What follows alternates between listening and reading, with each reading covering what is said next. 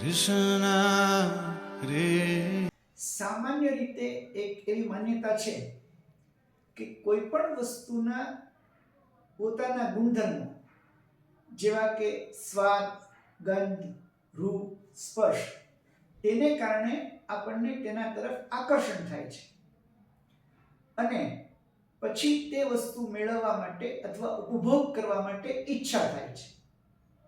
પરંતુ આ માન્યતાથી વિપરીત નશીલા પદાર્થો જેવા કે સિગરેટ, દારૂ, ચરસ, અફીણ, ગાંજો એ બધામાં એવો તો શું સ્વાદ છે કે જેને કારણે નશો કરનાર વ્યક્તિને તેના વગર ચાલતું નથી. જે વ્યક્તિએ પહેલી વખત આ નશીલા પદાર્થનો સ્વાદ કર્યો હોય, સેવન કર્યું હોય, એને પૂછશો કે તેનો સ્વાદ કેવો છે તો કહેશે કે બિલકુલ ભાવે તેવો નથી. પરંતુ જે વ્યક્તિને તેનું વ્યસન છે, જેને તેની લત છે, તેને એના માટે તીવ્ર ઈચ્છા થાય છે અને તેના વગર રહી શકતો નથી. તો આ ઈચ્છા થવા માટેનું કારણ શું છે?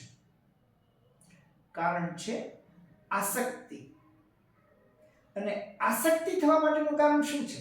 પણ વસ્તુ માટે આપણે વારંવાર જ્યારે ચિંતન કરીએ, જ્યારે તેના વિચારોનું પુનરાવર્તન કરીએ, when we contemplate on something again and again, we think on the same thing, it creates an attraction and then it results in a desire for it.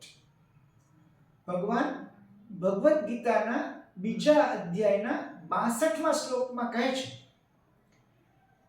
ધ્યાયતો વિષયાન પુંસા સંગસ્તેષુપજાયતે સંગાત સંજાયતે કામ.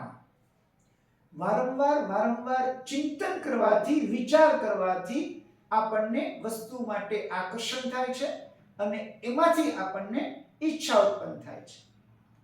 Similarly, if we think continuously, જો આપણે ભગવાન અને ભગવાનના ભક્તોની બાબતમાં વારંવાર ચિંતન કરીએ, વિચાર કરીએ, તો આપણને તેમનો સંગ પ્રાપ્ત કરવા માટે, સત્સંગ કરવા માટે અને તેમની પાસેથી આપણને સારું જ્ઞાન પ્રાપ્ત કરવા માટેની ઈચ્છા થશે અને આપણે આપણા જીવનને સફળ કરી શકીશું.